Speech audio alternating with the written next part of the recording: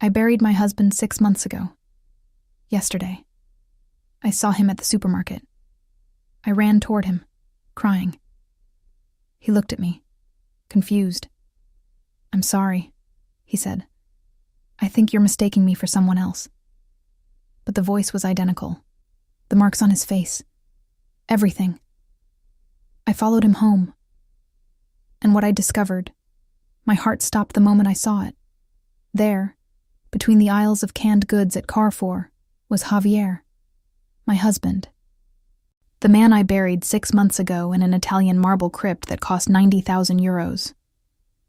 The man I cried for until I had no tears left. The man who was supposed to be dead, but was standing there alive, pushing a shopping cart, staring at the price of pinto beans. The bottle of olive oil slipped from my hands.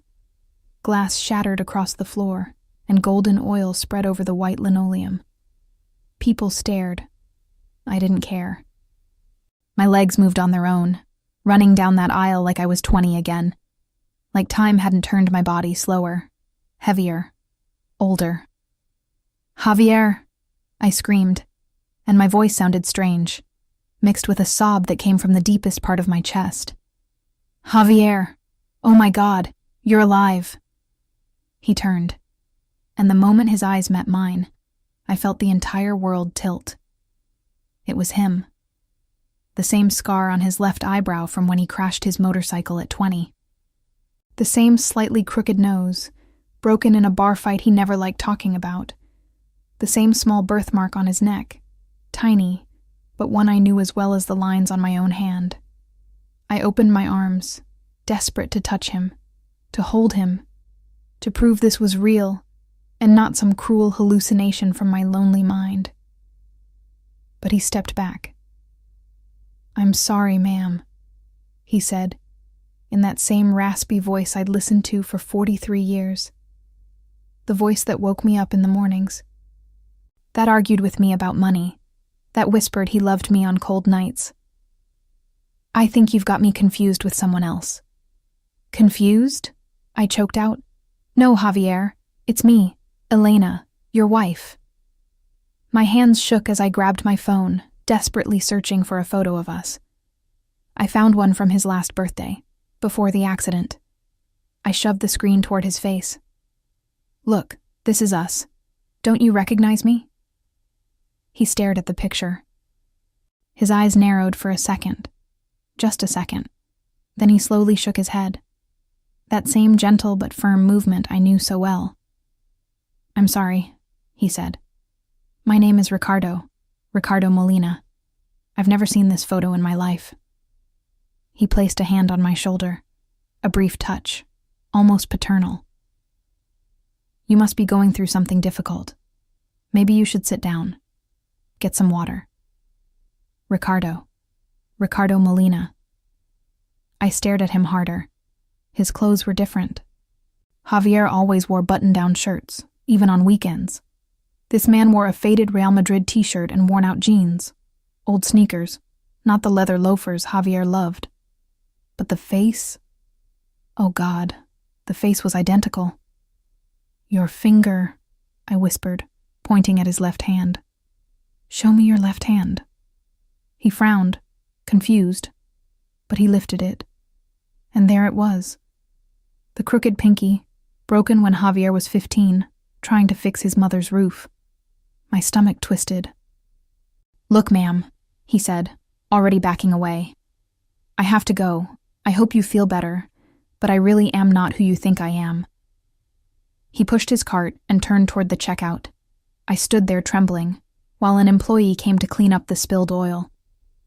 People walked past me, throwing pitying looks, annoyed looks. I should have left. I should have asked for help, but something inside me, something that always warned me when something was wrong, the same voice I'd ignored so many times in my life, was screaming that this wasn't a coincidence. So I followed him. I kept my distance, hiding between shelves like a thief. I watched him pay in cash, refusing the receipt.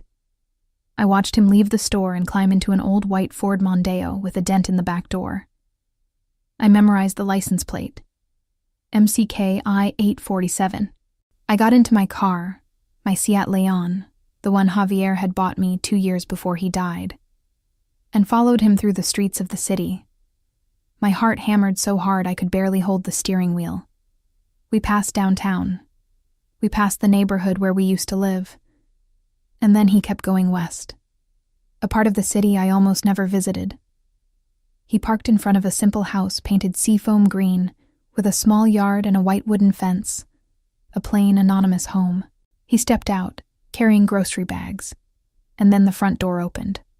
A woman appeared, younger than me, maybe in her 50s, with dark hair pulled into a ponytail.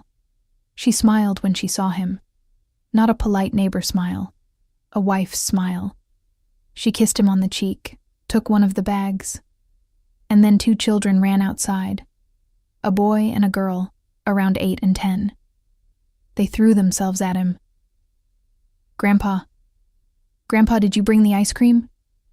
Grandpa? He laughed. That crooked laugh I knew too. They all went inside together. The door closed, and I sat in my car, parked about 50 meters away, as the late afternoon sun warmed my face, wet with tears I didn't even realize I was crying. 43 years of marriage, 6 months of grief, entire nights sobbing alone, clinging to the pillow that still smelled like him. And he was here, alive, with another family, with grandkids I didn't even know existed. I pulled out my phone and took pictures of the house, the car, the plate. My hands shook so badly that half the photos came out blurry, but I managed to get a few clear ones. When daylight began to fade, I started the engine and drove home on autopilot. I don't remember the drive, just pulling into the garage, sitting in the dark, staring at the photos on my phone, comparing them to old pictures of Javier. Every detail matched, every mark, every feature, every imperfection. I walked into the house, the big empty house Javier had left me, or rather, the one I was left with after he died. I sat in the living room with the lights still off, and that's when the question struck me like lightning. If Javier is alive, who the hell did we bury? If you want to know how this terrifying story unfolds, subscribe to the channel so you don't miss the next chapters. Because what I was about to discover went far beyond anything my mind could process in that moment. I stayed awake all night at the kitchen table, a small lamp glowing beside me. I spread out every photo I had of Javier, photos from our wedding, him at 25, slim and smiling, wearing that brown suit we rented because we couldn't afford to buy one. Photos from Marcos's birthdays, vacation photos, barbecues, Christmases, and next to them, on my phone screen, the photos I'd taken that afternoon. Zoom in again. I compared every centimeter.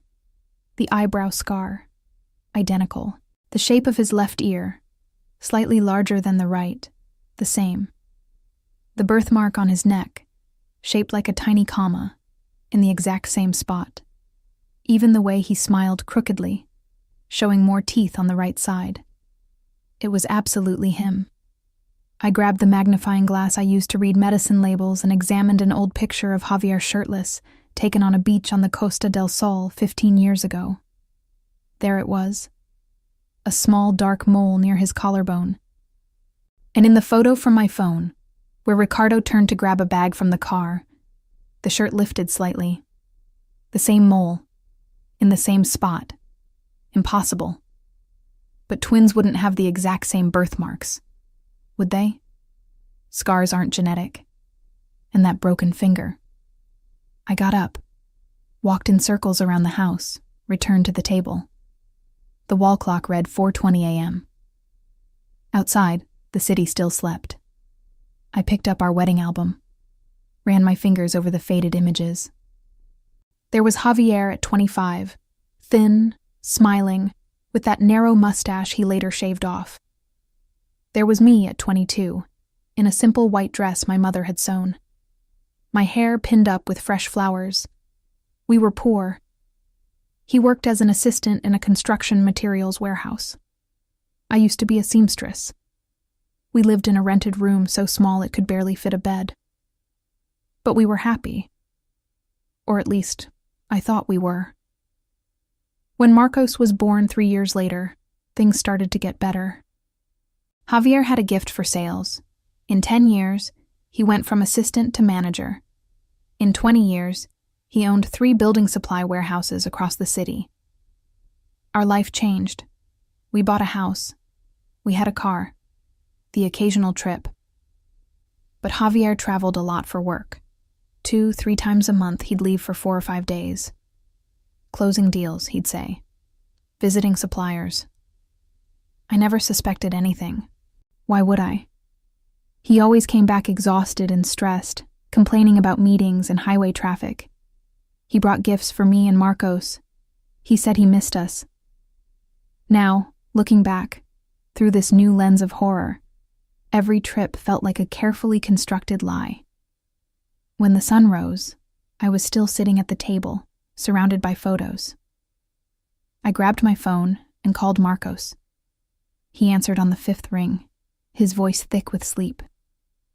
Mom, it's 6 a.m. Did something happen? I need you to come right now. Now? Mom, I have a meeting at 9. Marcos. My voice came out firm, charged with something my son rarely heard. Come now. It's about your father. Silence. Then, Mom, we already talked about this. You need to see a therapist. This prolonged grief. I saw your father yesterday. Another silence, longer this time. Mom, what did you take? Did you forget your medication? Marcos, I saw your father. Alive, at the supermarket, and I followed him to his house. I need you to come here right now and help me understand what's happening, because either I'm losing my mind, or I already have. Stay there, he said immediately. His voice sharpened. Don't leave the house. Don't do anything. I'm coming. He hung up. I showered and got dressed. When I looked in the mirror, I scared myself. Deep dark circles, messy hair, cracked lips. I looked like I'd aged 10 years in one night. Marcos arrived 40 minutes later, wearing gym clothes. He must have run out of his house. He walked in without knocking. He found me back at the kitchen table. Mom? What happened? He pulled out a chair, sat beside me, and took my hand. His eyes were full of worry. The kind of worry children get when they think their parents are losing their minds. I showed him the photos. First the old ones, then the new ones. I explained everything. The scar, the birthmark, the broken finger. I told him about the encounter at the store. How the man treated me like a stranger. The fake name. The house. The woman. The children. Marcos studied the pictures in silence. His expression slowly shifted from concern to confusion, and then to something I couldn't quite name. His hands trembled slightly as he zoomed in on one of the photos. Yeah, the resemblance is pretty shocking, he said finally, handing the phone back. But Mom, people look alike. I've seen 3 guys at the mall who could have been my twin brothers. This isn't resemblance, I snapped. It's him. Mom, we buried Dad. You were there. I was there. Patricia, our uncles, his friends. Everyone was there. A closed coffin, I whispered. We buried a closed coffin. Marcos rubbed his face, exhausted. Because the body was, the accident was violent. The doctors said it was better this way, that you shouldn't see him. I leaned closer. Did you see him? Did you see your father's body with your own eyes? Marcos looked away. No, but all the paperwork was there. The coroner released the body. There was a death certificate. Everything was in order. I want to go to that house, I said, standing up. Are you coming with me? Mom, this is insane. We can't just invade a stranger's house. So you think he's a stranger? He hesitated. I think you're traumatized, Mom. You've been through a lot.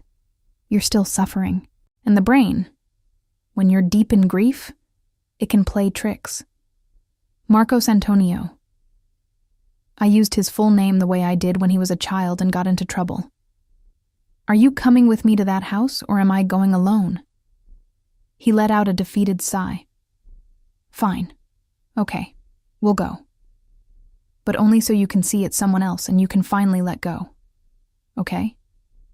We left in his car, a brand new black Toyota Corolla. Morning traffic was already heavy. Marcos drove in silence, jaw clenched. I gave him directions. When we reached the street with the seafoam greenhouse, I told him to park a few meters away. That's it, I pointed. The white Ford Mondeo was in the driveway. A light was on in the kitchen. We could see shadows moving behind the curtains. Marcos stared at the house. His fingers tapped the steering wheel, something he'd done since he was a small child whenever he was nervous. Do you want me to go? I asked. No. Wait. We sat there, maybe 5 minutes. Then the front door opened. Ricardo walked out wearing a blue mechanic's jumpsuit, carrying a toolbox. He headed toward the Mondeo. Marcos went pale. Baby, are you okay? I whispered. He didn't answer. He just stared at the man getting into the car. The Mondeo backed out of the driveway. It passed right beside us. I saw his face clearly through the window. Javier was Javier. Older, more tired, but it was him. The car turned the corner and disappeared. When I looked at Marcos, he was crying. Silent tears streamed down his face. Marcos? My stomach dropped. Marcos, what aren't you telling me? He leaned his forehead against the steering wheel. Mom. His voice cracked. Mom, I'm so sorry. And in that moment, while the morning sun lit up the inside of the car and my son collapsed beside me, I knew what I was about to discover would destroy far more than my marriage. It would destroy my entire family. Talk, I ordered, and my voice came out hard as stone. Talk. Now. Marcos wiped his face with the back of his hand, breathing deep, trying to pull himself together, but the tears kept falling. Mom, it wasn't supposed to happen like this. You were never supposed to find out. A cold sensation spread through my chest. Find out what?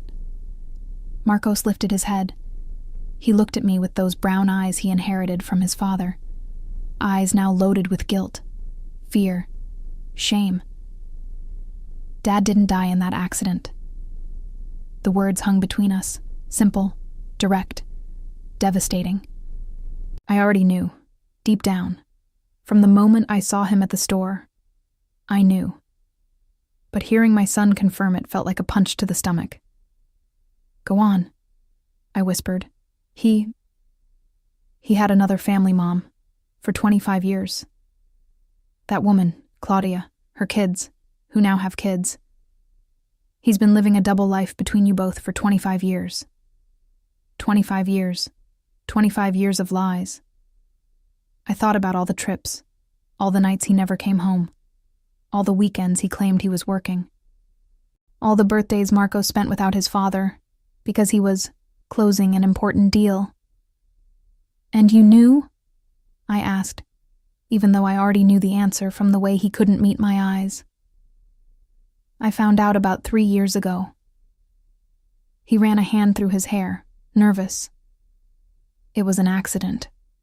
I was helping Dad organize paperwork from the store, and I found receipts, duplicate purchases, electricity bills, water bills, groceries, for 2 houses. I confronted him. And what did he say? He said he loved you, Mom, that he never meant to hurt you, but that he loved Claudia too. He said he met her on a business trip outside the province, that it just happened. And then he couldn't leave her. I laughed, a bitter laugh with no humor at all. How convenient. The poor man just couldn't leave his mistress. Mom, I turned on Marcos, rage rising for the first time. You found out. And what? You accepted it? You kept his secret? He begged me. Marcos's voice rose in desperation. He said if you found out, you'd destroy everything. That you'd take half the stores, the house, everything. He said he needed time to fix things, to protect his assets, I finished. You mean his money, I corrected. Marcos lowered his head. I didn't know what to do. He's my father, Mom. And, in a way, I didn't want everything to fall apart either. The stores, the business he built, that one day would be mine. So it was greed. Plain and simple greed. I leaned closer. Tell me everything, I said, from the beginning. I want every detail of this farce. Marcos took a deep breath. He wiped his face again. 6 months ago, Dad came to see me. He said that he couldn't stand the double life anymore, that he wanted to be with Claudia forever, start over, just with her. But if he filed for divorce, I would get half of everything. I finished the sentence myself, nausea rising in my throat. He'd spoken to a lawyer, Marcos admitted. Community property. You'd been married over 40 years. You would have been entitled to half the stores, the house, the savings. About 2.5 million euros. Maybe more. 2.5 million euros. So 43 years of marriage were worth 2.5 million euros. That he didn't want to share with me. So, you planned his death, I said, my voice flat. It wasn't exactly like that, Marcos protested. He came up with the idea. He said he knew a guy, a homeless man who was terminal. No family. The guy was really dying, Mom. Weeks, maybe. And your father offered him money. A lot of money. How much? I asked. 50,000 euros. For the guy's only niece. She lived out of town and never visited him. The money would be transferred after he died, I finished, feeling like I was going to throw up. You bought a body? The guy was going to die anyway, Marcos said, trying to defend himself. But his voice was weak. He agreed, said at least his niece would have a better life. And the accident, it was staged. Dad drove to that small town, Cercedilla, like he always did. But this time the man went with him. They caused a real car accident, but minor, just enough to call the police so there'd be an official report. The man was taken to the hospital under Dad's name. He had Dad's documents, his wallet, everything. And when he died, 3 days later, the death certificate was issued as if it were Javier. I stared at him. Yes, he whispered. The body came in a sealed coffin because it was supposedly disfigured from the accident. And then the hospital. I insisted you shouldn't open it, Mom, because inside was the corpse of a stranger. Marcos nodded, ashamed. I went silent. I processed it in pieces. Slowly. I remembered those terrible days. The police call. The frantic rush to the hospital. Marcos blocking me from entering the room, insisting the doctor didn't recommend it, saying the image would be too traumatic. I remembered the funeral. The closed coffin covered in white flowers, everyone crying. Javier's friends offering condolences. The priest talking about how short life is, the legacy we leave behind. And all that time, Javier was alive, planning his new life, leaving me behind as if our 43 years meant nothing. And the crypt? My voice sounded strange, distant. The Italian marble crypt that cost 90,000 euros. Mom, there's a body in there. The man who died was buried as Javier T. Perez, with his documents, his identity. And Dad took half of the emergency money we had saved. Around 1,800,000 euros. It was in investments under his name. He transferred everything a few days before the accident. He moved to a new city, created a new identity. Ricardo Molina started a new life with Claudia, with grandkids I never knew existed. With his other family. Yes. I closed my eyes, breathed in deeply. I tried not to scream, not to hit something, not to destroy the world around me. And you? I opened my eyes and stared at my son.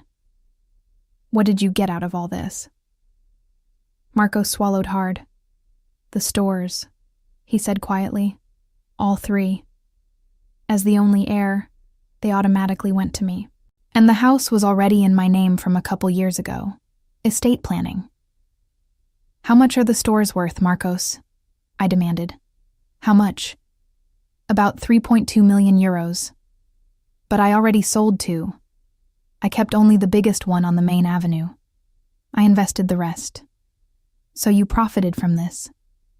It wasn't a question. It was a verdict. I took care of you, Mom, he insisted. I gave you a monthly allowance. How much? 1,500 euros. I laughed. A loud laugh, almost hysterical. 1,500 euros, I repeated. Less than a maid earns. While you walked away with 3 million, your father ran off with almost 2. And I stayed here, crying every night, taking sleeping pills, going to a widow support group. The tears finally came, hot, bitter, angry. I mourned him, Marcos, I choked out. I mourned until I couldn't breathe. I stared at his photo on my nightstand and begged God to take me too, because I couldn't stand the pain of living without him. Mom, Marcos whispered, I'm so sorry. And you knew, I screamed, finally losing control. You knew, and you let me suffer. You let me waste 90,000 euros on a crypt for a stranger. You let me believe my husband was dead while he was alive, happy with another family. I didn't know what to do, Marcos shouted back, desperate. He's my father, and I'm your mother. The silence that followed was heavy, suffocating. Marcos was openly crying now, but I felt no pity, only a cold, controlled rage growing in my chest like a storm. Take me home, I said calmly. Mom, we need to talk about... Take me home. He drove in silence. When we arrived, I got out without looking back. Mom, please. I slammed the door and walked inside. I went straight to the bedroom. I took every photo of Javier and shoved them into a box. 43 years of weddings, birthdays, trips, smiles, hugs. All lies. I sealed the box and shoved it onto the highest shelf in the closet. Then I sat on the bed and looked around. The big, empty house. The empty life. 6 months of grief wasted. And that's when I started to plan. Because if my 68 years had taught me anything, it was this. You can't trust anyone. Not your husband, not your son, only yourself. And I was going to make them both pay, each in their own way. But first, I needed proof. Proof that couldn't be denied, ignored, or explained away. Proof that would destroy the perfect little life they had built on the foundation of my tears. For the next 3 days, I didn't answer a single call from Marcos. He called 47 times, sent 63 text messages, showed up at my door twice, pressed the doorbell again and again.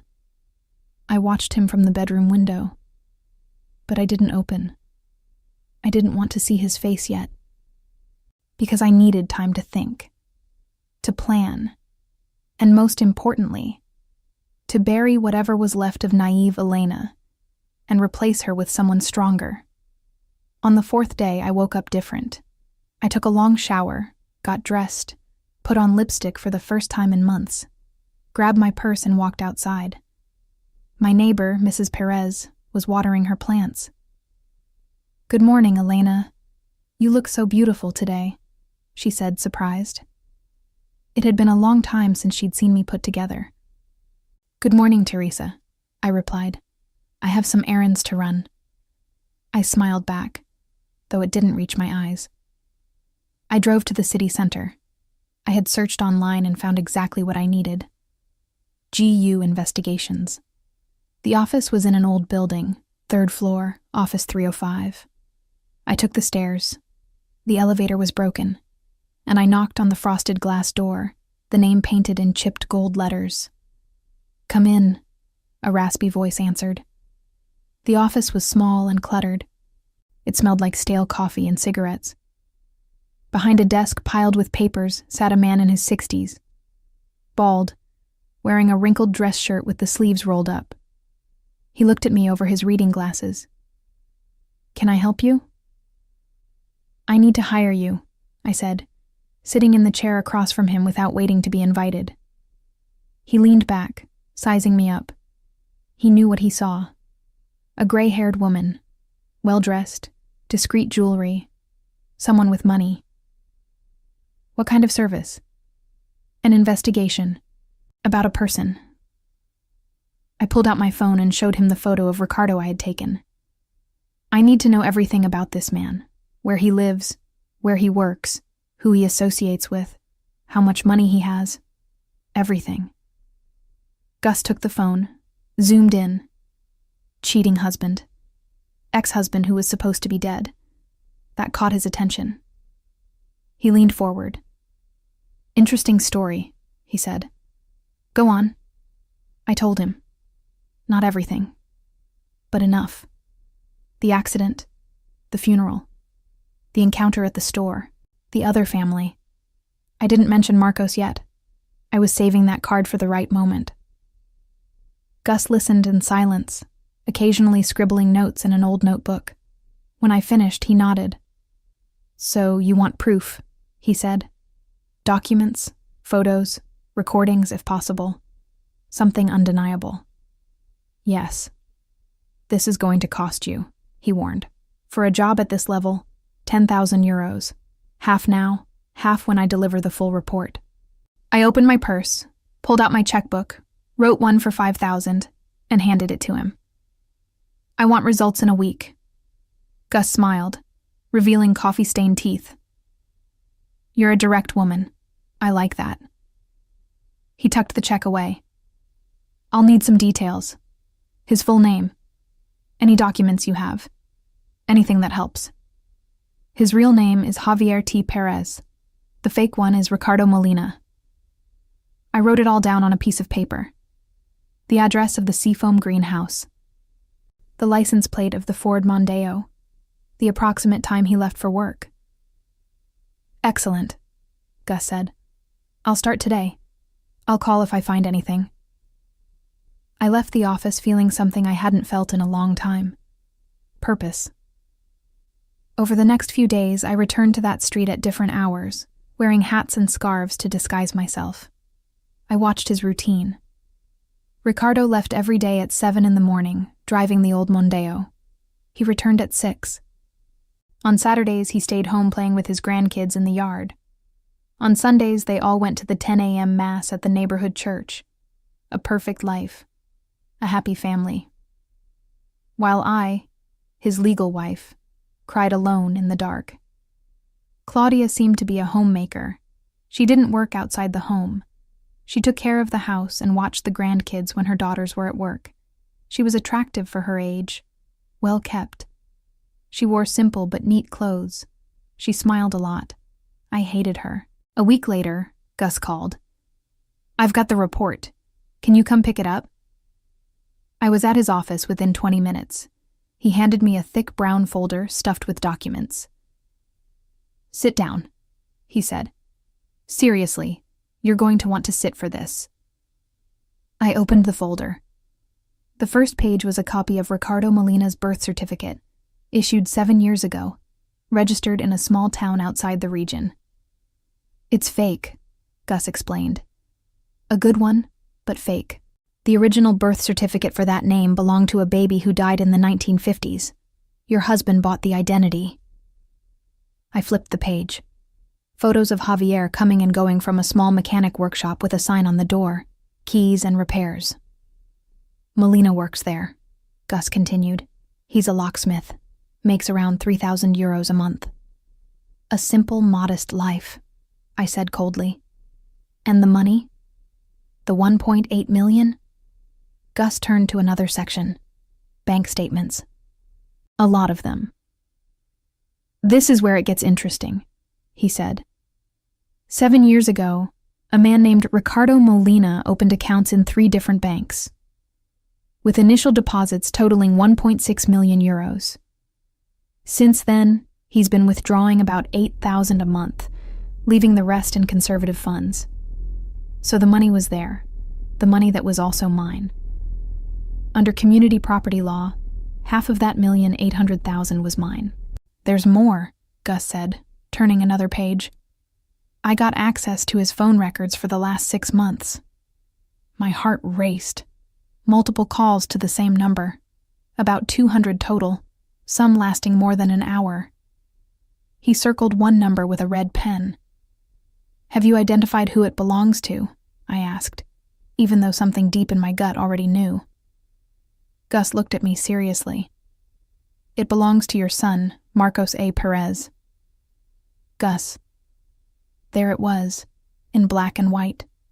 Proof of the double betrayal. Calls before the accident. Calls during the 6 months I was mourning. Calls last week after I confronted Marcos. They talk regularly, Gus said, before, during, and after the staged death. Your son was in this from the beginning. My hand started to shake. I closed the folder. Anything else? Yes. The house they live in isn't under Ricardo's name. It's under Claudia's name, bought 22 years ago. They have a son together, 23 years old, living in New York, and 3 grandchildren from Claudia's 2 daughters from a previous relationship. So he really built an entire life for 25 years, I whispered. Looks like it. And from what I was able to find, Claudia doesn't know he was married before. To her, Ricardo Molina has always been Ricardo Molina. A widower she met outside the province. I took the folder and slid it into my purse. How much do I owe you?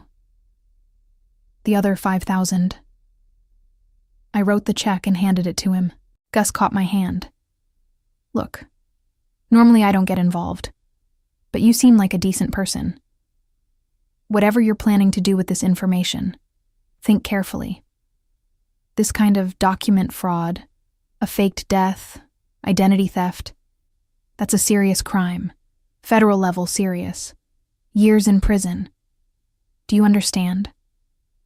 I understand perfectly, I said, smiling for the first time since I'd learned the truth. Thank you for your concern, Gus, but I know exactly what I'm going to do.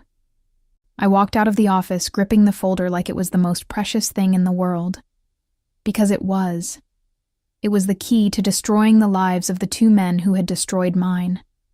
At home, I spread every document across the living room table. Photos, bank statements, call logs, forged certificates. I read everything. I memorized every detail. Then I picked up the phone and made a call I'd been putting off. Jimena Ruiz Law Firm. Good afternoon. Good afternoon. I'd like to schedule an appointment with Ms. Ruiz. It's urgent. Are you already a client, ma'am? No. But I have a case involving fraud, document forgery, and financial theft, and I think she'll be very interested. A pause on the other end. Can you come tomorrow at 3 p.m.? I'll be there. I hung up and looked out the window. The sun was setting, painting the sky in orange and pink. A beautiful, peaceful day. The last peaceful day Javier and Marcos would have for a very, very long time. Because the storm had only just begun, and I was going to be the lightning that brought it all down. Jimena Ruiz wasn't what I expected. When I walked into her office, a sleek modern space on the 10th floor of a downtown business building, I found a woman in her 40s, black, with tight curls pulled into a flawless bun, wearing a gray suit that radiated competence. Her eyes were sharp, intelligent, the kind that missed nothing. Mrs. Perez? She extended her hand. Her grip was firm. "Please, have a seat." I sat in the leather chair across from her desk. Through the floor-to-ceiling windows, I could see the entire city. Down there, people were living their normal lives, completely unaware of the dramas unfolding on higher floors. "Coffee? Water?" "No, thank you. I'll get straight to the point." Jimena settled into her chair and folded her hands on the desk. "My assistant said you have a fraud case. Tell me." I placed Gus's folder on her desk and began. I told her everything. The 43 years of marriage, Javier's constant trips, the second family that lasted 25 years, the staged accident, the purchased body, the funeral where I cried for real while my husband was alive, the son who knew and hid it, the millions stolen, the pathetic allowance they gave me as if it were a favor. Jimena listened without interrupting, occasionally taking notes.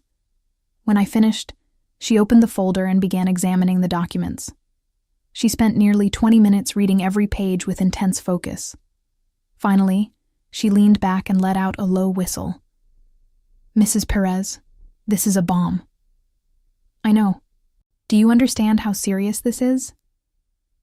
We're talking about multiple identity fraud charges, scam schemes, concealment of a body, document forgery, tax evasion." She counted them off on her fingers. "Your husband and your son could each be facing between 3 and 8 years in prison." A cold satisfaction spread through my chest. "Good." She looked at me, evaluating. "Do you want to press criminal charges against both of them?" "I want justice. I want every cent they stole from me. I want them to pay for what they did." "Then we need to build an airtight case." Jimena picked up a pen. "I'm going to need a few more things. First, your marriage documents, the false death certificate, the business paperwork for the stores. I have everything at home. I can bring it tomorrow. Second, a confession would be ideal. You said your son confessed. Do you have a recording?" My stomach tightened. "No. It happened in the car. I didn't expect it." "Okay." Jimena nodded. "Then we'll have to get him to confess again, this time on record." "How?" I asked. Jimena smiled, the smile of someone who had done this many times before. "Leave that to me. But first, let's talk about money. You said your son kept the stores, 3 stores valued at 3.2 million euros. He already sold 2. Where is that money now?" "I don't know. Invested somewhere. We'll find out. Because under community property law, even with your husband's death, you were entitled to 50% of everything built during the marriage. That includes the stores." "But he was the sole heir," I said. "The sole heir of a fake dead man." Jimena leaned forward. "Mrs. Perez, your husband didn't die. Therefore, there was no legitimate inheritance. The stores should never have passed to your son. They still belong to marital property." It took me a moment to process. So your son sold properties that were never legally his. That's aggravated fraud. And every euro from those sales must be returned to the estate for proper division. The scale of it started to hit me. How much could I recover? Jimena pulled out a calculator and started running numbers. "The 3.2 million half is yours, 1.6 million. Plus, the 1.8 million your husband took, half is yours, 900,000. Plus damages for fraud and psychological harm. We can easily claim 500,000. She looked at me. "We're talking roughly 3 million euros, Mrs. Perez, plus the house if you want it. 3 million euros. 43 years of marriage, of devotion, of being a wife and a mother. Worth 3 million euros they stole from me." "And the prison time?" I asked. "The criminal case is separate, but with the evidence we have here." She tapped the folder. "I'd say we have a 90% chance of conviction. Especially with a recorded confession." Which we're going to get, I said. How are we doing that? Jimena opened a drawer and pulled out a small digital recorder. You're going to invite your son to lunch. You're going to tell him you want to make peace, that you understand he was in an impossible position. You'll make him feel safe. And then, naturally, you'll steer the conversation back to it. You'll get him to repeat the confession, all of it. She held up the recorder. It'll be recorded. Won't he suspect? Not if you're a good actress. And judging by your expression, Mrs. Perez, I'd say you've spent the last few months being an excellent one. She was right. How many times had I smiled when I wanted to cry? How many times had I pretended I was fine while falling apart inside? There's one more thing, Jimena said, suddenly serious. We need documentary proof of your son's transactions. The store sales, bank transfers, where he moved the money. He probably keeps that paperwork in his office, in the store he kept. Can you get access? I thought. Marcos had given me a spare key years ago, for emergencies. I'd never used it, but I still had it. I can. Excellent.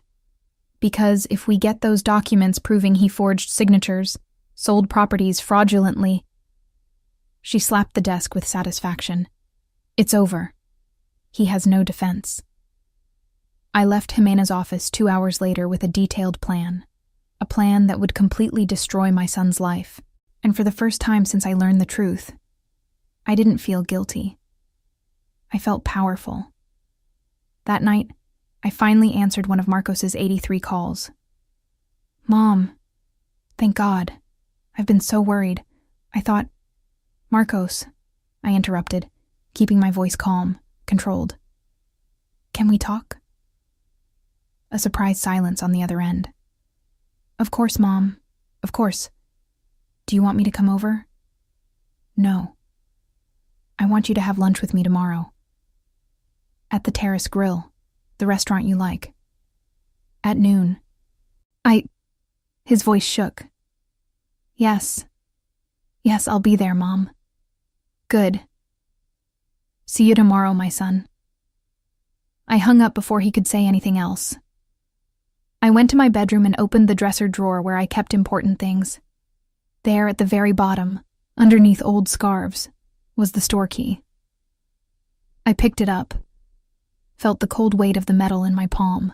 Tomorrow, during lunch with Marcos, while he confessed everything again, believing I was forgiving him, believing I was the understanding mother I had always been. Jimena would be at the store with a search warrant, collecting every document, every piece of proof, every crumb of evidence of his betrayal. And after lunch, when I had the recording, and she had the documents, we would take everything straight to the prosecutor's office. Marcos would be arrested within 48 hours. Javier, Ricardo, or whatever he called himself now, would be exposed. He would lose everything, and he would return every cent he stole from me, with interest, and I would finally have what I deserved. Respect. I looked at myself in the mirror. The woman staring back wasn't the Elena who cried for 6 months. She wasn't the naive wife who believed every lie. She was someone new, someone stronger, someone who would show no mercy. The Terrace Grill was on the top floor of a downtown hotel with a panoramic view of the city. I arrived 10 minutes early, wearing a discreet beige dress and the pearl necklace Javier gave me for our 30th wedding anniversary. Ironic, wearing that necklace today. The digital recorder was in my purse, already on. Jimena had instructed me to leave the purse slightly open on the table, as close to Marcos as possible. The device was sensitive. It would pick up everything. Marcos arrived 5 minutes later, looking exhausted, deep dark circles, unshaven wrinkled dress shirt. He saw me and almost ran to the table. Mom? His voice was thick with emotion. He tried to hug me. I allowed it, but without warmth. A quick formal embrace. We sat down. The waiter brought the menus. I ordered grilled salmon I had no intention of eating. Marcos ordered steak, but the way he played with the napkin told me he had no appetite either. Mom, I don't even know where to start. Then don't, I said, taking a sip of water. Let me talk first. He nodded eagerly. I've spent the last few days thinking a lot about everything you told me, about your father, and the decisions you both made. I paused, choosing my words carefully. And I understand you were in an impossible position. Surprise flashed in his eyes. Mom, let me finish. Your father is a manipulator. He always has been. He put you in a position where you had to choose between him and me, between protecting the family assets or telling me the truth. I took a deep breath, forcing my voice to sound soft. Understanding. You were the son. Wasn't it your responsibility to fix the mess he created? Marcos started crying. Thick tears rolled down his face. I wanted to tell you, Mom, every single day, but I was afraid. Afraid of losing you. Afraid of destroying everything. I know, I said. I leaned forward and took his hand across the table. The touch disgusted me, but I kept my expression kind. But now I need to understand some things. I need you to tell me everything again, from the beginning. Because only then can I process it, and maybe forgive. He squeezed my hand, desperate for this chance at redemption I was offering him. Anything, Mom. Ask anything. When exactly did your father approach you with this plan? About 7 months before the staged accident. He came home late one night, asked to talk. He said he couldn't stand the double life anymore, that he wanted to be with Claudia only. And did he talk about her then? No. I already knew. I found out about 3 years ago. You remember I told you?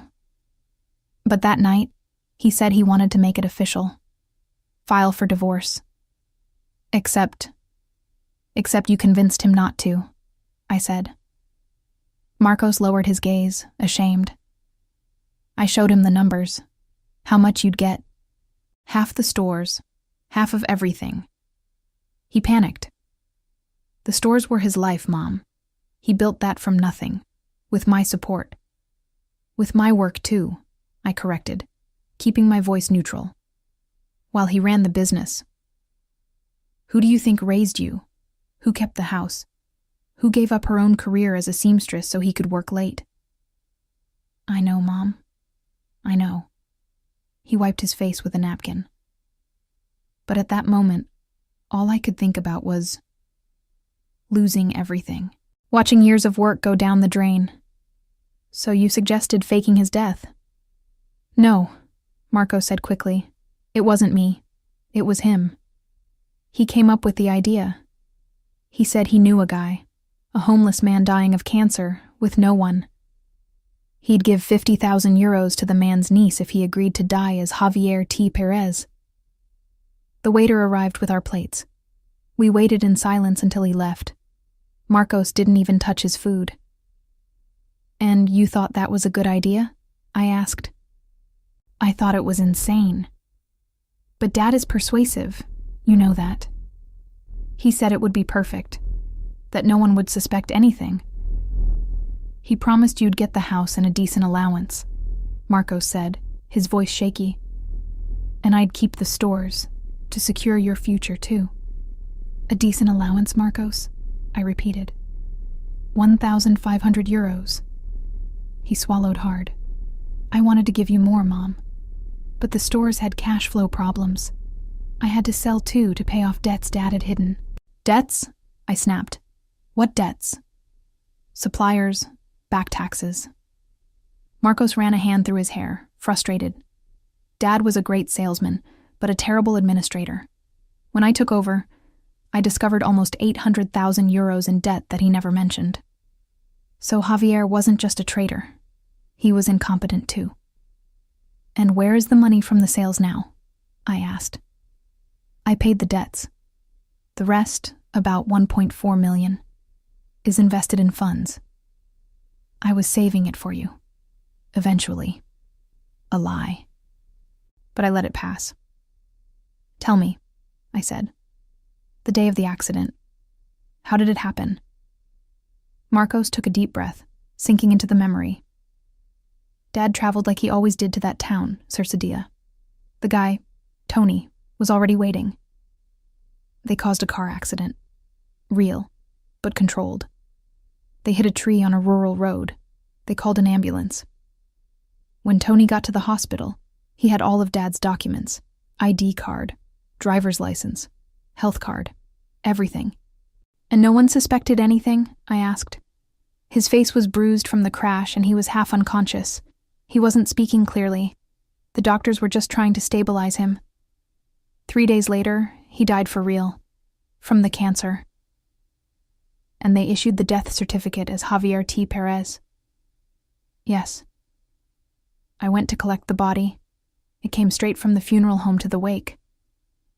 I insisted the coffin stay sealed because, well, you know. Because inside was a stranger. Marcos nodded. Pathetic. And your father?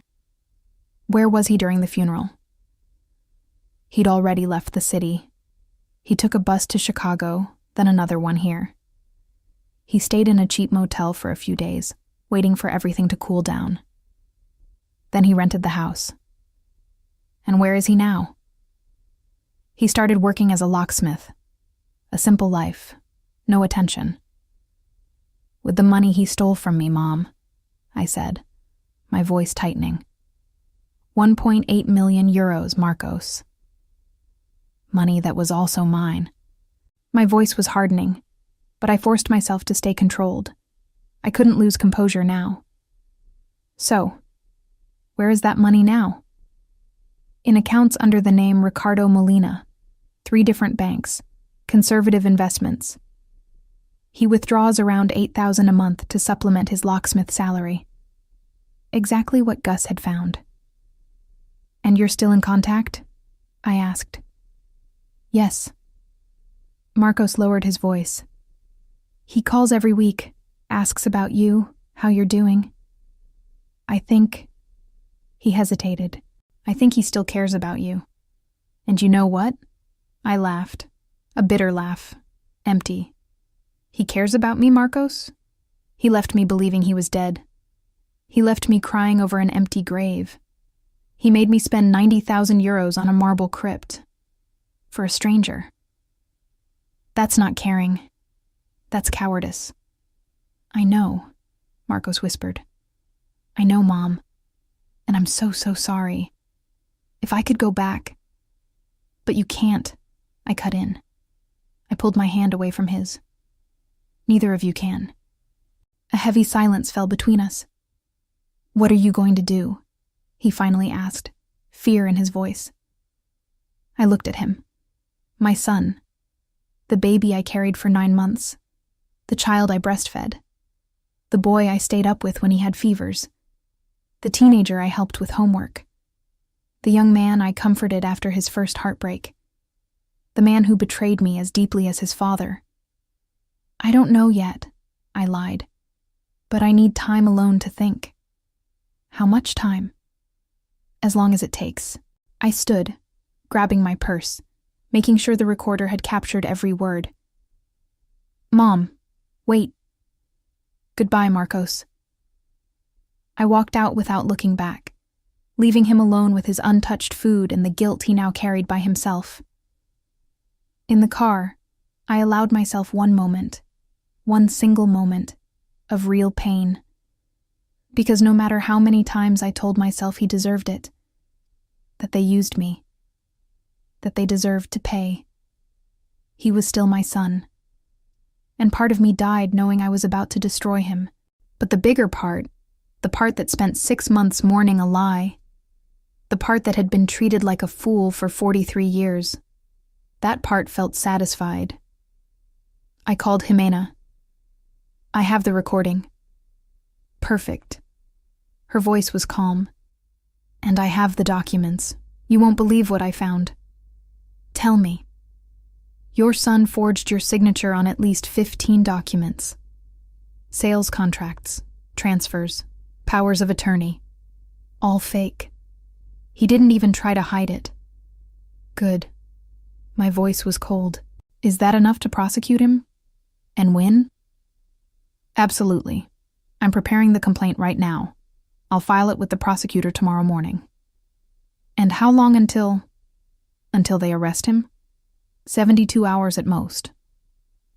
The judge handling this case is known for zero tolerance when it comes to financial fraud against the elderly. Your son will sleep in a cell before the week is over. I closed my eyes and rested my head against the steering wheel. And Javier? Technically, he can't be arrested because he's legally dead. But I can file a motion to invalidate every Ricardo Molina document, freeze his accounts, and force him to return everything that's yours, with interest. He'll be left with nothing. Elena will have to start over at 73. 73. The same age he would have been if he hadn't died at 70. Do it, I said, opening my eyes. Do all of it. Are you sure? Jimena asked. Because once we start, there's no going back. I thought of the 43 years, the lies, the fake mourning, the 6 months crying alone, the miserable allowance, the second family he chose over ours. Absolutely sure. Then tomorrow the war begins, Jimena said. Get ready. Elena, it's going to get ugly. Let it, I said. I hung up and drove home. That night I slept for the first time in 6 months without needing a pill. Because after so long being the victim, I had become the hunter. And the hunt was only beginning. The complaint was filed on a Tuesday at 9 a.m. Jimena called to confirm. It's done. The prosecutor's office has accepted the case. The prosecutor is Flavia Mendez, known for being ruthless in cases involving crimes against the elderly. She's already requested an arrest warrant for Marcos. How long until the warrant is issued?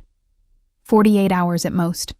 She argued flight risk and destruction of evidence. The judge will approve it. 2 hours later, Marcos called me. I ignored it. He called 4 more times, sent texts. Mom, I need to talk to you urgently. Mom, something serious happened. Please pick up the phone. I blocked his number because I already knew what had happened. Jimena had warned me the prosecution would formally notify all parties involved. Marcos had received the summons. He knew he was under investigation, and he must have been panicking. Wednesday morning, he showed up at my door, pounding it, screaming my name. Neighbors started peeking through their windows. Mrs. Perez stepped onto her porch, concerned. Elena? Is everything okay over there? I opened the bedroom window. It's fine, Teresa. Just a family misunderstanding. It'll be resolved soon. Marcos saw me. Mom! Mom, for the love of God, open this door. Go away. Mom, it was you, wasn't it? You reported me. Go away. I'm your son, he shouted. Your only son.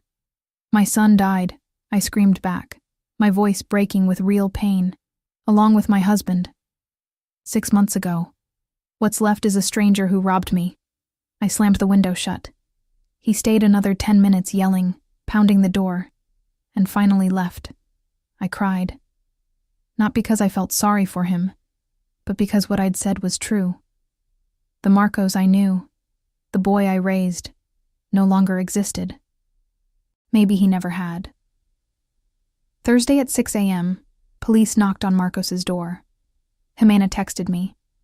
He's been arrested without resistance, being transferred to the station now. I pictured the scene. Patricia, his wife, waking up to the noise, police entering, Marcos in handcuffs, neighbors watching. The shame, the public humiliation. Exactly what I had felt when I discovered the truth. Patricia called me 3 hours later, sobbing. How could you do this to your own son? Ask him what he did to me first, I replied calmly. Ask him about the millions he stole, the the forged signatures, letting me believe my husband was dead while he kept everything in his pocket. He was protecting the family, she insisted. He was protecting his wallet, I said. And now he's going to pay for it. I hung up before she could finish, and I blocked her number too. That afternoon, I met Jimena in her office. More documents were spread across her desk. Good news, she said. Your son panicked. He tried to transfer 800,000 euros last night to an account in Andorra. He has an account in Andorra. He had one, Jimena corrected. He opened it last week, after you spoke to him. He probably sensed you were going to do something. But you said he tried to transfer it. Yes, because I had already requested the judge freeze all his accounts as a precaution. The transfer was blocked, and now he's being held without bail for attempted capital flight, on top of everything else. How long could he be in prison? I asked. With good behavior, minimum 3 years, Jimena said. But considering the number of crimes, the evidence, the serial forgery, it could go up to 8. 8 years. Marcos would be 53 when he got out. And the stores? We've already filed to annul all the sales. Because they were done using forged documents and false signatures, the transactions are void. The buyers will be reimbursed by the intermediary bank, and the properties returned to the rightful marital estate, which would be my husband and me, I said. Community property, 50-50. 50-50, Jimena confirmed. But since he's technically dead, his share is in legal limbo until we resolve that. And how do we resolve it? Jimena smiled, like she was holding a nuclear weapon. She opened a new folder. I found something interesting. Remember you said Ricardo Molina has a fake birth certificate? Yes, issued 7 years ago. To get a duplicate birth certificate, Jimena said, you need foundational documents, an ID, proof of residence, something that proves who you are. Your husband used forged documents for that too. And so I traced who created those documents. A fixer in the city, a man named Eduardo Tavares. He's been arrested twice for forgery, but he always manages to cut a deal. I spoke to him yesterday. He sang like a bird. Jimena slapped the folder. I have a signed sworn statement from him confessing he created the entire fake documentation package for Ricardo Molina at Javier T. Perez's request for 45,000 euros. I have copies of the original documents he kept, because the idiot keeps everything as leverage. And I have the bank transfers proving the payment. A chill of satisfaction ran through me. So that means... It means we can prove beyond any reasonable doubt that Ricardo Molina is a false identity created by Javier T. Perez. We can invalidate every document, every bank account, everything. And we can prosecute him for identity fraud, use of forged documents, and financial scam, even if he's dead. And this is the best part, Jimena said, leaning back, almost enjoying herself. We're going to request the annulment of his death certificate. Because it was issued based on fraud, on a body that wasn't his. That death certificate is void. Javier T. Perez legally never died. Therefore, he is legally alive. And as a living person, he can be prosecuted, tried, and imprisoned. The magnitude of what she was saying hit me like a wave. Are you saying he's going to be arrested? I'm saying he's going to have to become Javier T. Perez again. He's going to have to abandon the identity of Ricardo Molina. He's going to have to publicly admit he faked his own death. And then, yes, he'll be arrested for fraud, forgery, and concealment of a corpse. And Claudia? I asked. The woman he lives with? I found out they got married in a civil ceremony 5 years ago, Jimena said, as Ricardo Molina and Claudia Morales. Except that marriage is void, because Ricardo Molina doesn't exist. And Javier T. Perez was already married to you. Technically, he's a bigamist, Bigamy, another crime for the list. Does she know any of this? From what I've found, no. To her, Ricardo is just Ricardo. A widower she met and fell in love with. Poor woman, Jimena added. She's in for a hell of a shock. I felt a brief sting of something. Pity. Maybe for Claudia. She had been deceived too, in her own way. But the pity passed quickly. She had 25 years with my husband. 25 years that were mine. When do we do this? I asked. I'm already preparing all the paperwork, Jimena said. I'll file it next week. In the meantime, I want you to do something. What? I asked. Jimena handed me an envelope, a legal notice. I want you to deliver it to your husband yourself. Me. You, she said firmly, in person, looking him in the eye. I want him to know it was you who destroyed his perfect little life. Not a lawyer, not a court officer. You. I took the envelope. Inside were several pages of legal terms that basically said, I know who you are. I know what you did. And now you're going to pay. And what if he runs? I asked. I already filed to freeze all his accounts. He has no money to run. And once the arrest warrant is issued, police will be watching him. He isn't going anywhere. I left the office holding the envelope like it was a weapon. Because it was. That night, I sat in my living room with a bottle of wine, something I hadn't done in years. I drank slowly, savoring it, planning. Tomorrow I would go to the seafoam greenhouse. I would ring the doorbell. And when Ricardo opened, when he recognized me, when panic flashed across his eyes, I would smile and hand him the envelope that would destroy everything he built on the ashes of my pain. Because now it was my turn. My turn to watch him lose everything. My turn to leave him crying, desperate, powerless, exactly the way he had left me for 6 long months. Justice was coming, and it wore my face. Friday, 10 a.m. I parked 3 houses down from the seafoam green house. I grabbed the thick envelope from the passenger seat. I took 3 deep breaths. My hands trembled slightly, not from fear, but from anticipation. 43 years had led to this moment. I stepped out of the car and walked slowly down the sidewalk. The November day was hot. The sun beat down hard. I could hear kids playing in a nearby yard.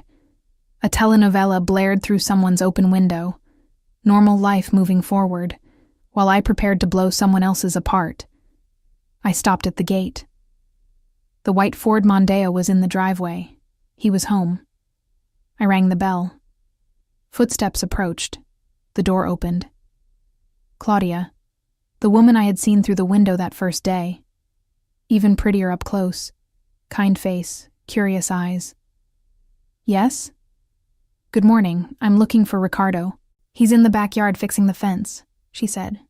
Can I help you with something? I need to speak to him personally. It's important. She hesitated, evaluating me. A well-dressed older woman. Polite, not threatening. I'll go get him, she said. One moment. The door closed. I heard muffled voices inside, then heavier footsteps. The door opened again, and there he was. Javier, my husband, wearing an old paint-stained t-shirt, faded shorts, flip-flops. His gray hair was messy, his face shiny with sweat. But it was him, unmistakably. Our eyes met. I saw instant recognition, shock, fear. Elena, he whispered. Hearing my name from his mouth after all this time felt like a slap. Hello, Javier, I said, smiling a cold, calculated smile. Or should I call you Ricardo? Ricardo glanced back toward the house, toward where Claudia probably stood. Then his eyes returned to mine, desperate. What are you doing here? I came to deliver some mail. I held out the envelope. Legal notice. You need to sign the receipt. He didn't take it. He just stared at me, pale. How did you find me?" "It wasn't hard," I said calmly. "You hid terribly. Same city, same habits, same face. Did you think I'd never find you? That I'd spend the rest of my life crying at your empty grave?" "Elena, I can explain." "Can you?" I laughed without humor. "Are you going to explain how you faked your own death? How you bought the body of a dying man? How you let me bury a stranger thinking it was you? How you stole almost 2 million euros that were also mine?" "Lower your voice," he hissed, nervous, glancing toward the house. Claudia doesn't know." I raised my voice on purpose. "Claudia doesn't know that Ricardo Molina doesn't exist. That you're Javier T. Perez," I continued loudly, "legally married to me for 43 years. The door opened wider. Claudia stepped out, confused. "Ricardo, what's going on?" she asked. "Who is this woman?" Javier closed his eyes, defeated. "Claudia, go back inside." "I'm his wife," I said, before he could. "His legal wife. Elena Perez. Married to Javier T. Perez since 1982. This man you know as Ricardo is my husband. He faked his own death 6 months ago to run away from me and be with you." Claudia's face drained completely. "What?" Her voice cracked. "What nonsense is this?" "Ricardo, tell her she's lying." Javier opened his mouth, and nothing came out. "It's not a lie," I continued, merciless. "He has a scar on his left eyebrow from a motorcycle accident. At 20, he broke his left pinky. It's crooked. At 15. And he has a birthmark on his neck shaped like a comma. Do you want me to keep going? Or do you want to check for yourself the marks you already know he has?" Claudia looked at Javier, waiting for him to deny it, but he only lowered his head. "Ricardo." Her voice broke. "Ricardo, look at me. Tell me it isn't true." Javier swallowed. "Claudia, I can explain." She stepped back like she'd been punched. "Oh my God. It's true. It's all true. Claudia, listen." "You lied to me," she screamed, and the pain in her voice echoed down the street. 25 years! You deceived me for 25 years. Who are you? I'm the same man you know. You don't even have a real name," she sobbed. "Ricardo doesn't even exist. You're a... She couldn't finish. She turned and ran back into the house. Javier took a step to follow her, then stopped and stared at me with a mix of rage and desperation. "Are you happy now?" he hissed. "You destroyed my life." "Your life?" My voice dropped low. Dangerous. "You destroyed mine first. 43 years, Javier. For 43 years I was your wife. Faithful, dedicated, present. I raised our son alone while you built another family. I cried at your fake funeral while you rebuilt your life with money that was mine. I was going to leave you the house," he said weakly. "A decent allowance. 1,500 euros, I spat. You took almost 2 million and thought 1,500 was generous? I worked for that money. We worked while you ran those stores. Who do you think held everything together at home? Who raised your son? Who gave up everything so you could succeed?"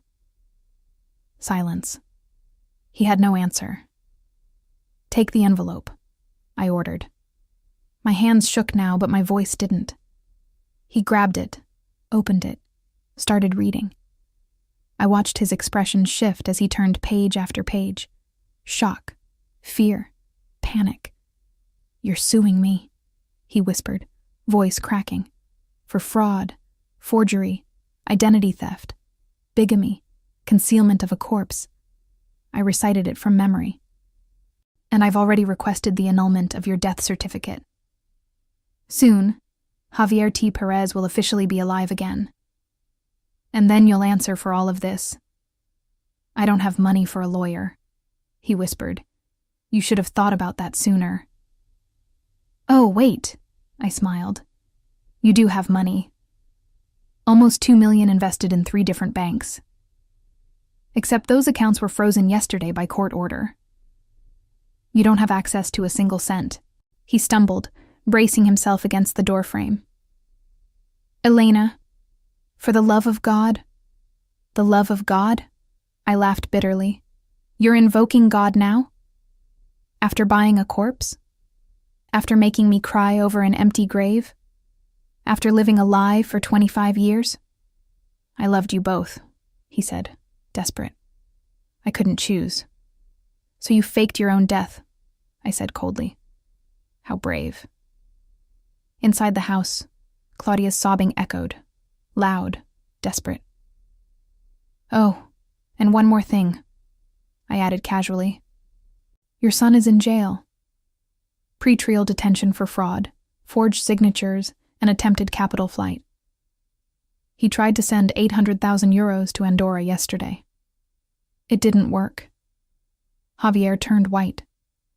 Marcos? His voice shook. You had Marcos arrested? He had himself arrested when he chose to rob me. When he forged my signature on 15 different documents. When he sold stores that were half mine without my consent. When he let me believe my husband was dead while he pocketed millions. He's your son, Javier shouted. And you were my husband, I shouted back. Or you were. Now you're nothing. You're not Ricardo, because Ricardo doesn't exist. And you're not my husband anymore either, because soon I'll annul this marriage for fraud. What do you want from me? Javier whispered, and collapsed to his knees. Right there, on the doorstep. Do you want to see me destroyed? Do you want revenge? I stared down at him, the man I loved for over 4 decades, the father of my child, reduced to an old man on his knees begging, and I felt nothing. No pity, no satisfaction, no rage, only emptiness. I want what's mine, I said calmly. Every cent you stole, plus interest and penalties. I want the truth to come out. I want everyone to know what kind of man you are, and I want you to face the consequences of your actions. Are they going to arrest me? Yes, probably. I'm 73, Elena, he whispered. Prison at this age is a death sentence. You should have thought about that earlier. I turned to leave. Elena, he cried behind me. Please, for the years we lived together, for the memory of what we were. I stopped, looked back. The memory of what we were, Javier, I said quietly. We were never anything. Because I was real, but you were a lie. From beginning to end, you were a lie. And I walked away. I got into my car and started the engine. In the rearview mirror, I saw him still kneeling in the doorway, head in his hands. Claudia appeared behind him, crying, yelling something I couldn't make out. His life, his perfect little life built on my pain, was collapsing.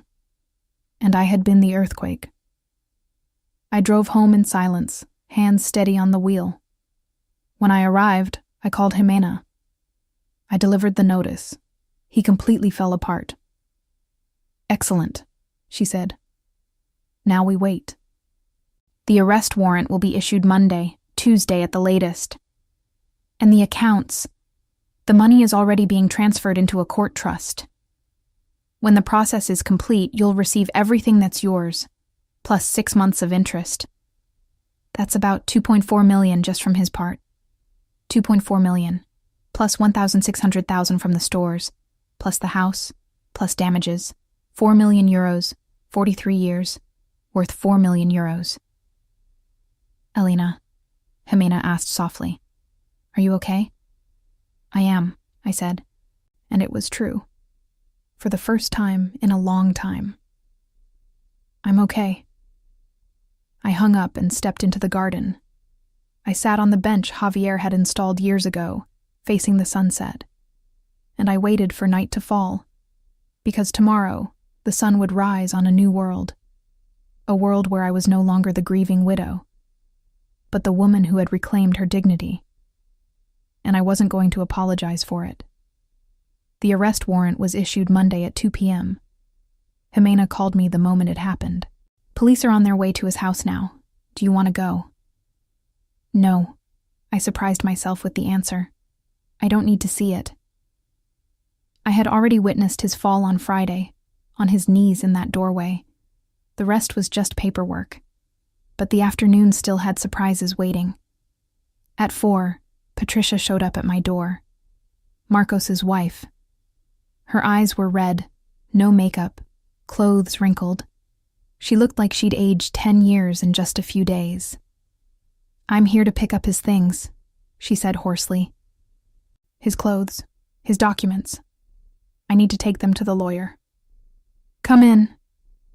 She stepped inside hesitantly, looking around as if it were her first time, though she'd been in that house hundreds of times in her 15-year marriage to Marcos. His things are where they always were, I said, in his childhood bedroom. You can take them. Patricia went upstairs. I heard drawers opening, closets being searched.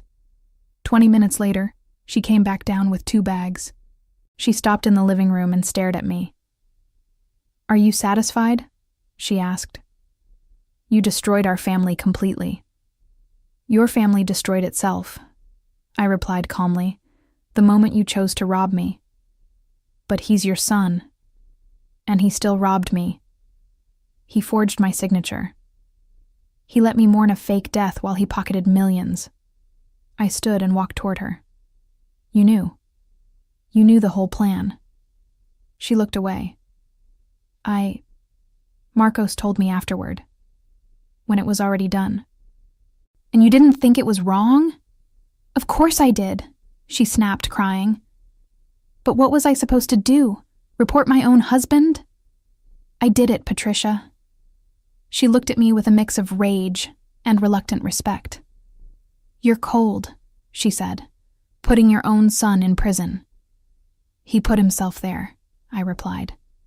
I just handed over the evidence. I stepped closer. And do you know the difference between you and me, Patricia? You chose silence when you saw injustice, because it was convenient. I chose to fight, even if it hurt. She shook her head, tears falling. He's going to be in prison for years. Years. And I don't know if I can wait. Then don't, I said quietly. You're still young. You're 38. You can start over. How can you be so practical? Patricia demanded. Because I spent 43 years being romantic, emotional, believing family came before everything. And look where it got me. Alone, betrayed, robbed. I won't make the same mistake again. Patricia grabbed the bags and walked toward the door. She turned one last time. He loves you, you know. Despite everything, Marcos loves you. Love doesn't steal, I said, opening the door for her. Love doesn't lie. Love doesn't forge documents. What Marcos feels for me isn't love. It's dependency, convenience, maybe even guilt. But it isn't love. She left without another word. The unexpected visit on Tuesday. I had an unexpected visitor. Claudia. When I opened the door and saw her standing there, I froze. She looked like she'd been crying for days. Swollen eyes, lifeless skin, slumped shoulders. Can I come in? She asked softly. I hesitated, then stepped aside. We sat in the living room. I offered her coffee. She accepted more out of politeness than desire. I came to return this, she said, pulling something from her purse. A simple gold wedding band. Her wedding ring, mine, really. Or rather, Ricardo's. She let out a bitter laugh. I don't even know what to call him anymore. Javier, I said. His name is Javier T. Perez. Javier, she repeated, tasting the name as if it were foreign. 25 years. And I didn't even know his real name. A heavy silence fell between us. Why did you come here? I asked. Why? I need to understand. Her eyes were desperate. I need to understand how someone does this. How someone builds an entire life on a lie. How he could look me in the eyes every day and lie. If you figure it out, I said quietly. Tell me. Because I don't understand it either. She swallowed. They arrested him yesterday. Did you know? Yes. 2 policemen came in front of the neighbors, in front of the grandkids. The kids cried. They thought Grandpa had done something terrible. He did, she whispered, wiping her tears. I know. But they don't understand. To them, he was just the grandpa who fixed bikes and bought ice cream. I felt a sting in my chest, not pity for Javier, but for the children. They were innocent. How much did you know? I asked. About his life before you met him? He said he was a widower, she said, that his wife died of cancer, that he had a son he didn't speak to anymore. She laughed without humor. Even that was a lie. His son knows you, I said. He was part of the entire scheme. He was. Claudia nodded, processing it. And now he's in jail too. She inhaled slowly. The house we live in is in my name. I bought it before I met him, with my inheritance money when my mother died. At least that is mine.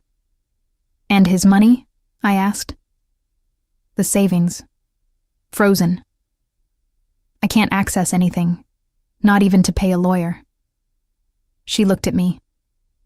Not that I would. I don't know if I even want to help him anymore after this. You have every right to protect yourself, I said. She nodded. But I loved him, she whispered, her voice breaking. I really loved him. And now I realize I don't even know who he really was. I reached for her hand. 2 women betrayed by the same man, sitting in the living room he shared with one while building another life with the other. I loved him too, I admitted. For over 40 years. And I don't know who he was either. We sat in silence for a while, 2 victims of the same liar. When she stood to leave, she stopped at the door. Are you going to get the money back? She asked. The millions he took? Yes. The court already ordered everything returned with interest. Good. She nodded. You deserve it. You were with him much longer than I was. You sacrificed much more. We both sacrificed, I said, just in different ways. She left the fake wedding ring on my coffee table. I picked it up, weighed it in my hand. Another lie. Turned into gold. I threw it in the trash on Wednesday. Marcos's plea deal. Marcos's criminal case moved forward quickly. Prosecutor Mendez called me to update me. Your son has accepted a plea deal. My stomach tightened. What does that mean? It means he's going to tell us everything, she said, in exchange for a reduced sentence. He'll hand over documents, recordings, details of the entire plan. In return, his sentence could drop from 8 years to 3.5. With good behavior, he could be out in 2 years. Marcos could be out in 2 years if he cooperated. And Javier? Your son's testimony will be devastating for his defense. With all the details exposed, Javier has no way to deny it. His sentence could increase to 10 years. 10 years? I repeated. Javier would be 83 when he got out, if he got out alive. And do you think I should feel sorry for him? I asked. No, Prosecutor Mendez replied. I think you should be proud. Women in your situation usually stay silent out of fear, shame, or family pressure. You fought, and you're winning. Winning. Was that what it was? Victory. The results. The following Friday, 1 week after I confronted Javier, Jimena called me into her office. I have news, big news. I sat down, tense. First, the stores. The annulment of the sales has been approved. The buyers will be reimbursed by the banks, and the properties returned to the marital estate. And since Javier is technically alive now, but in jail and being prosecuted, the judge has appointed you as the temporary sole administrator. You can sell them, manage them, do whatever you want. How much are they worth today? I asked. With the current market, the 3 stores combined are worth about 3.8 million. They appreciated since your son tried to sell them. 3.8 million euros. Second, Javier's money. All 1.8 million has been transferred into a court-controlled account. With inflation and 6 months of interest, it's now 2.1 million. Half is yours, 1.05 million. The other half remains frozen until his criminal case is resolved. And the house? The house you lived in has been in your name for years.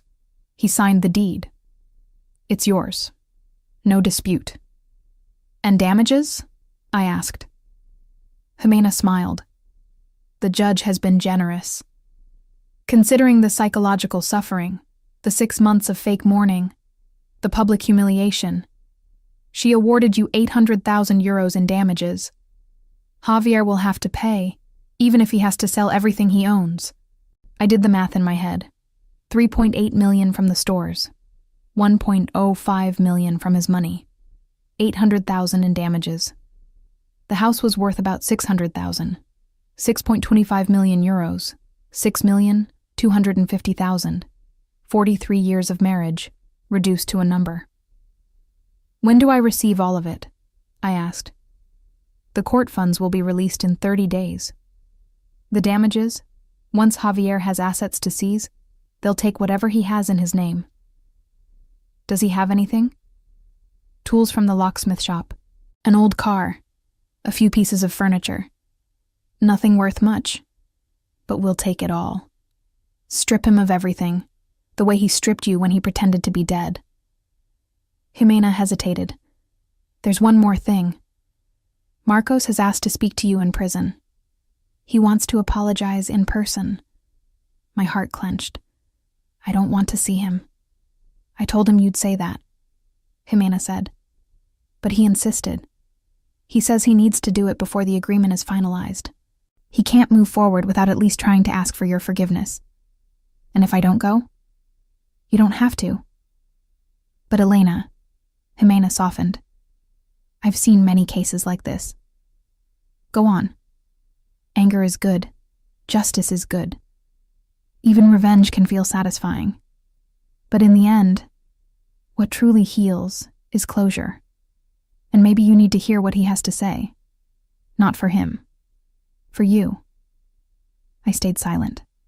I'll think about it. Okay, but don't take too long. He's fragile. Prison isn't easy, especially for someone who never imagined he'd end up there. I left Jimena's office with a heavy mind. 6 million euros. My son in jail. My husband in jail. My life flipped upside down. But for the first time, I had control. I had power. I had a choice. And now I had to decide what kind of woman I wanted to be from now on. The woman who carried her anger to the grave, or the woman who chose to move forward. The prison visit. It took me 4 days to decide whether to visit Marcos. 4 days staring at the phone every time Jimena called, asking if I'd decided. 4 days, replaying memories. The little boy running through the house. The teenager hugging me after getting good grades. The man who cried on my shoulder when his wife had her first miscarriage. And the same man who forged my signature 15 times. On Thursday morning, I finally called Jimena. I'm going this afternoon. Do you want me to come with you? No. I need to do this alone. The regional penitentiary was 40 minutes outside the city. A gray building surrounded by high walls and razor wire.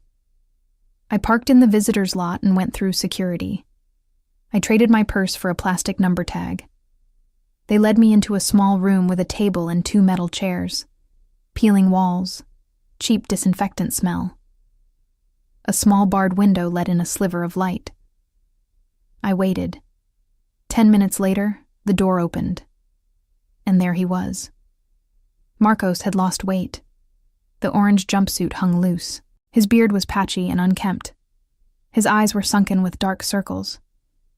But it was his gaze that broke me. Empty, defeated. Gone was the spark of confidence he'd always had. He sat across from me, hands trembling on the table. "Mom?" His voice was broken. "You came." "I came." An awkward silence.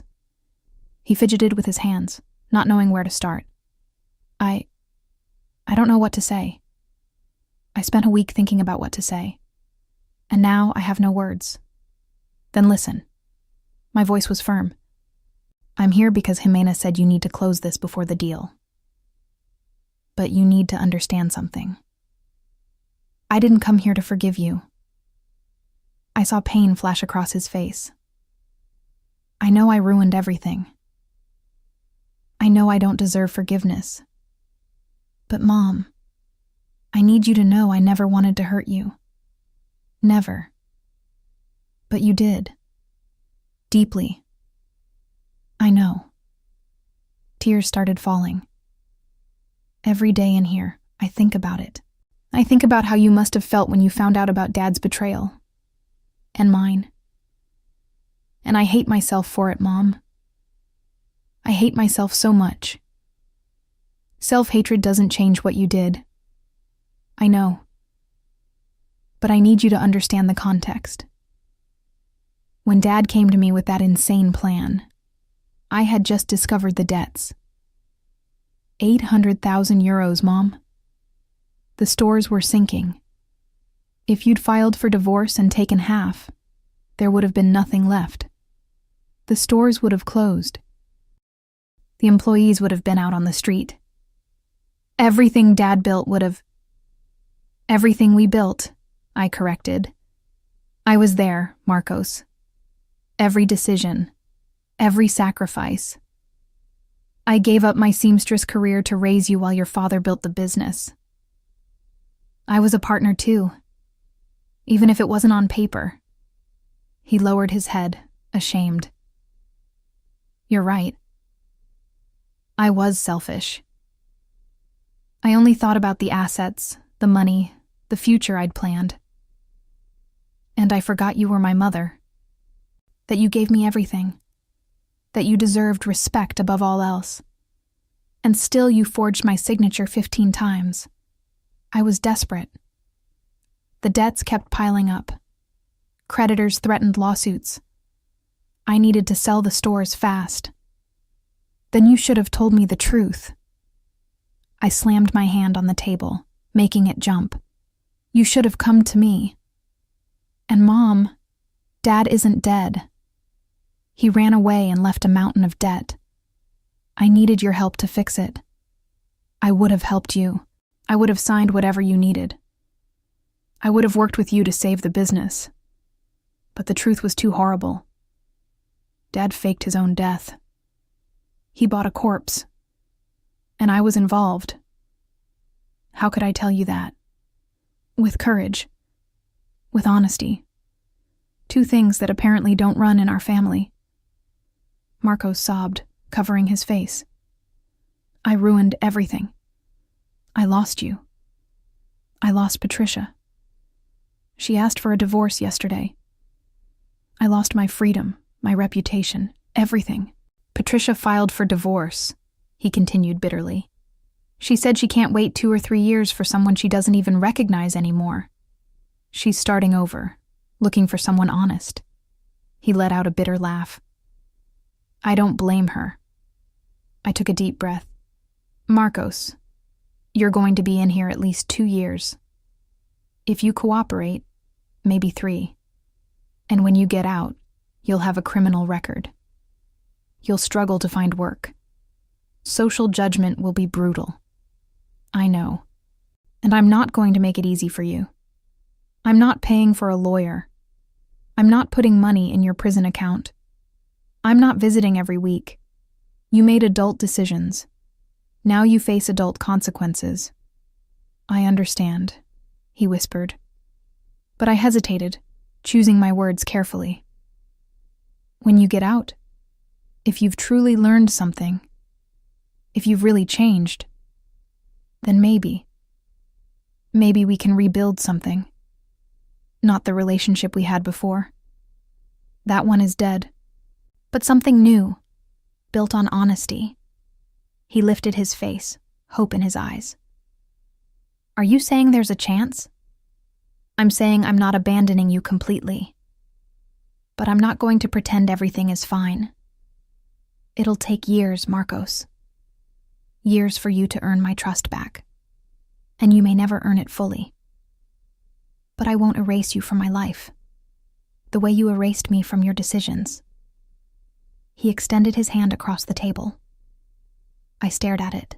My son's hand, the one that hugged me as a child, the one I held when we crossed the street, the one that forged my signature 15 times.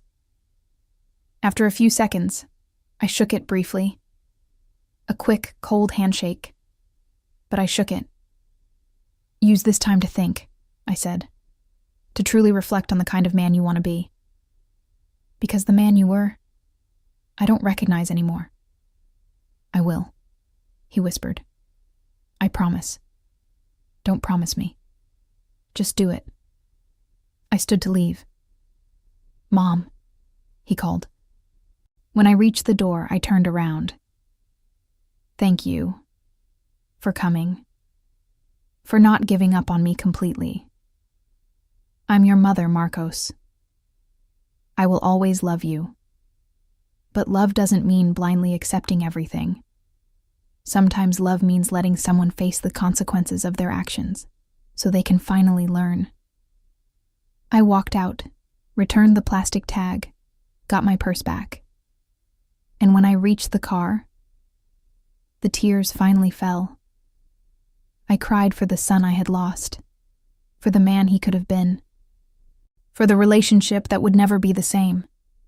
But I also cried with relief, because I knew I had done the right thing, even if it hurt. 3 months later, sitting in the first-class cabin of a flight to Lisbon with a glass of white wine in my hand, I looked out the window as Spain disappeared beneath us. Beside me, Carmen and Beatriz, my childhood friends, were laughing at something on a tablet. We were heading on a 25-day Mediterranean cruise. Spain, Italy, Greece, Turkey. Every place Javier had always promised to take me, and never did. Now I was going on my own. Well, with my friends, but without depending on any man. The stores had been sold for 3.9 million euros. I invested half in safe funds that gave me passive income of $15,000 a month. The other half I dedicated to projects. The first project, I donated $300,000 to an NGO that helps women who are victims of financial and asset abuse. Women like me, robbed, deceived, manipulated by their own families. The second, I bought a small workshop downtown and started sewing again. Not because I needed the money, but because it had been my passion before I gave it up to be only a wife and mother. Now, at 69 years old, I was reclaiming who I was before all of this. Javier was sentenced to 8 years in prison, thanks to Marcos's plea deal. He didn't get a single day reduced. He served in a high-security facility. Claudia barely visited him anymore. The grandkids didn't even really know where he was. The family invented a story that he had moved far away. Marcos had been in a reintegration center for a month due to good behavior. He worked in a carpentry shop inside the prison, earning minimum wage. I was told Patricia had divorced him and was already seeing someone else. I visited Marcos once a month. The conversations were short, still tense, but he seemed different. More humble, more aware. Maybe prison really was changing something. Or maybe it was just my imagination. Time would tell. Elena, are you okay? Carmen nudged me. You suddenly got really quiet. I'm great, I smiled. And it was true. I was just thinking about how much life can change in a few months. For the better, Beatrice said, lifting her glass. A toast to our friend who went through hell and came back stronger. I don't know if I came back stronger, I thought. But I came back more aware, more vigilant, more myself. That is stronger, Carmen said. Because strength isn't never falling. It's getting up after you fall. We clinked our glasses as the plane climbed above the clouds. And as we rose higher, I thought about everything I had lost and everything I had gained. I lost my innocence, my ability to trust blindly, the fantasy that family is sacred by default. But I gained self-knowledge, independence, the certainty that I could survive the worst and still choose to live, not just exist. The call. 6 months after the cruise, it was a Saturday morning when I got the call. Elena, it's Jimena Ruiz. Good morning. Did something happen? Javier had a heart attack in prison. Yesterday he was in the infirmary. He didn't make it. The phone almost slipped from my hand. He's dead? Yes. This time for real. The body will be released to the family. And since you were technically still married, you're next of kin. Javier was truly dead, and this time, I felt nothing. No sadness, no relief, no anger, just a distant emptiness. What do I have to do? I asked. You have to decide about the funeral. If you want to bury him, cremate him. Where? I thought of the Italian marble crypt, the one that cost 90,000 euros, where a stranger still lay. Cremate him, I said, and scatter the ashes at sea. No ceremony? Are you sure? Absolutely. He already had a funeral. A very expensive one, by the way. He's not getting another. And Marcos? Jimena asked. He's been notified. He wants to attend the funeral. There is no funeral. He can say goodbye to the ashes later if he wants. But I'm not putting on a show. Not again. I hung up and sat silently on the balcony of my workshop. Javier was dead. The man I loved for 43 years. The man who betrayed me for 25. The man who faked his own death to abandon me. Now he was truly dead. And I felt peace. Because I didn't owe him anything anymore. Not love, not hate, not forgiveness. He was only part of my past now. A painful part. That taught me valuable lessons. A year later, 1 year after everything began, I was in my workshop sewing a wedding dress for a client's daughter, when Marcos appeared at the door. He'd been granted parole 3 weeks earlier. Thinner, short hair, a well-trimmed beard, simple clothes, jeans and a white shirt. Mom, can I come in? You can. He stepped inside slowly, looking around. The workshop was small but warm, dress forms covered in fabric, sewing machines, spools of thread in every color. It's nice here, he said quietly. Thank you. What brings you here? He inhaled. I came to say goodbye. Goodbye? I'm moving to Valencia. I got a job at a custom furniture workshop. A new beginning. Far from everything, from everyone. Where no one knows my story. I understand. And before I go, I needed to thank you. For not giving up on me. For visiting me in prison, even when I didn't deserve it. For coming to scatter Dad's ashes with me. For giving me this last chance to be someone better. I set the dress aside and stood. Marcos, I didn't give you any chance. You're building this yourself. With hard work. With different decisions. With humility. That's all you. Still, you could have abandoned me completely, he said, eyes wet. And you didn't. Because I'm your mother, I said softly. And mothers don't abandon. But they also don't cover up. That's been my greatest lesson this year. True love is letting someone face the consequences and grow from them. He nodded, tears falling. I'm going to make it work in Valencia. I'm going to rebuild my life from zero. And one day I'm going to make you proud of me again. I'm already proud of the man you're trying to become. He stepped closer, hesitant. I opened my arms, and for the first time in over a year, I hugged my son for real.